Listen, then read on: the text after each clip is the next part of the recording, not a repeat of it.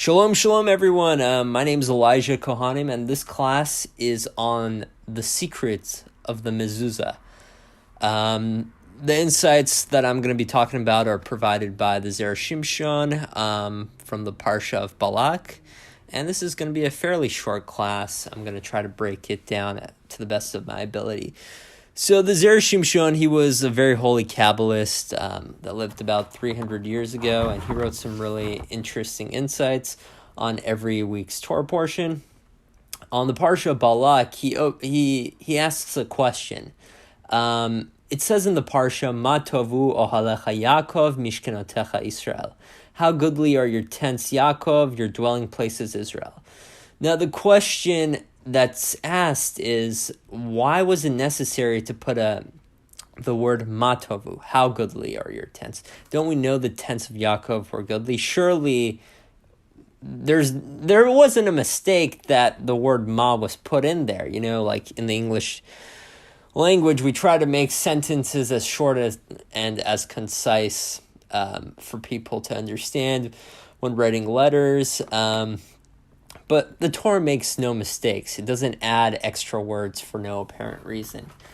Now, the Zera Shimshon says, in order to answer this question, we need to turn to the secret of the Mezuzah, which is alluded to with the letters of the word Mezuzot. The word Mezuzot has a mem in the beginning, then there's a zayin, a vav, a zayin, vav, and a taf at the end. Now, the letters of these words can be rearranged to read Zaz Mavet, which means in Hebrew, death has moved, usually from a home.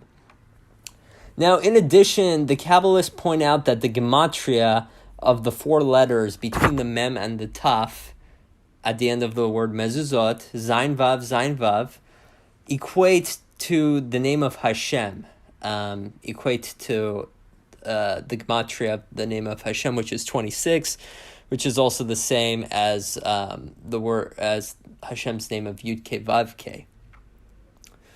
This is also hinted at in the Zohar, where it says in the Zohar to write my name on your doorways, implying that it's the name of Hashem that ultimately keeps death away from us. The Gemara teaches that a shul does not need a mezuzah, and the reason being that there's no need to distance death from a place that it avoids anyways, that synagogues are usually a place of life, as mentioned in the Gemara, and usually, I guess in the olden days they didn't really need mezuzah, but I guess nowadays where people are talking in synagogues and business is going on like a normal day, I guess they put them up now. Anyways, so this explains the Zera Shimshon in what the Torah is trying to tell us with the words Ma tovu ohalecha Yaakov. How goodly are your tents, Yaakov?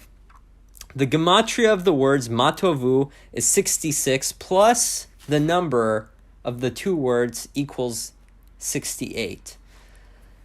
The number 68 is the same numerical value as the word Chaim, which means life. And from here we see that Yaakov's tents, the dwelling places of the Jewish people, where Bnei Israel put their mezuzot, are in fact places of life, and those very mezuzot separate them from death. This is also why the pasuk refers to Yaakov, because it is alluding to Yaakov's midah of emet, truth.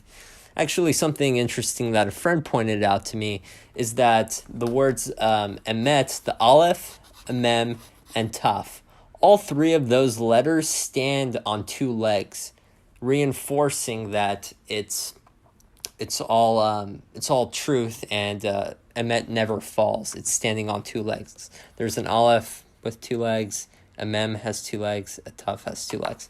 Versus sheker, the shin only has one leg. The kuf doesn't really have two legs that it's standing on. There's only kind of one leg. And then there's a resh with just one leg as well, showing us that sheker doesn't stand, but emet, truth, does. Now, the word for emet can be broken down into two words, aleph met, and the aleph The Aleph is actually really interesting. If you look at the Aleph, there's a Yud at the top, there's a Vav in the middle, and there's a Yud at the bottom. Now, if you take the Yud, the Vav, and the Yud at the bottom, and you take the Gematria, it equates to 26, or Yud Ke Vav Ke, the same as Hashem's name. This means that through the name of Hashem, Emet occurs. And as the Gemara says, the truth endures while falsehood always falls. Through Emet, Israel has a way to overcome death. And this is why Yaakov Avinu, whose midah is Emet, he did die, but he didn't die. His soul went straight up to Shemayim without experiencing death. And this is what Ma Tovu is teaching us. It hints at the idea of the Mezuzah, which we hang on the entrance of our homes, and that contains the name of Hashem, and that gives us the power of Yaakov Avinu with the potential to keep death away from us. Now this class is for the neshama of Rabbi Shimshon Chaim Nachmani, until next week. Shabbat Shalom.